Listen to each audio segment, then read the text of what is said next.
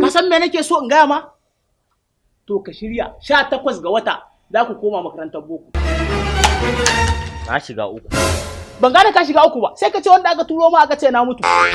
Ai baba akwai matsala ne. Kai, ba na son shiririta. What's the problem? Inda na ce ma akwai matsala akwai kura ne. Kai to ka gaya mu me matsalar? Wallahi baba an mun formatin. An maka formatin? Na manta komai a yi suwe. Ban gane kayan formatin ba. What do you mean? Shut up! Ya kace gaya mun kayan formatin. Ku da kuka tafi yajin aikin wata tara. Har ka ce ka manta komai. To bari ka jin gama. Sanda ne karatu a Ingila sai da muka tafi yajin aikin shekara 10. Ran da aka dawo aka shiga exam. Over 100 ce 120 na dinga bin malamai bashin tantan mark. Amma kai saboda tsabar shiririta ka dinga gaya mun wai ka manta komai. What do you mean? Ai kai gaba ɗaya ma ba ma ka gane ma inda na dosa ba. Ina ka dosa?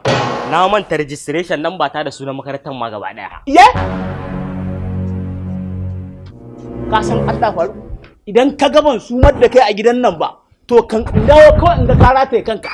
Amma ba abin da zai hana in sumar da kai a gidan nan. Ashe ni gaba ɗaya kuɗin banza nake biya ma. Kan baya aiki.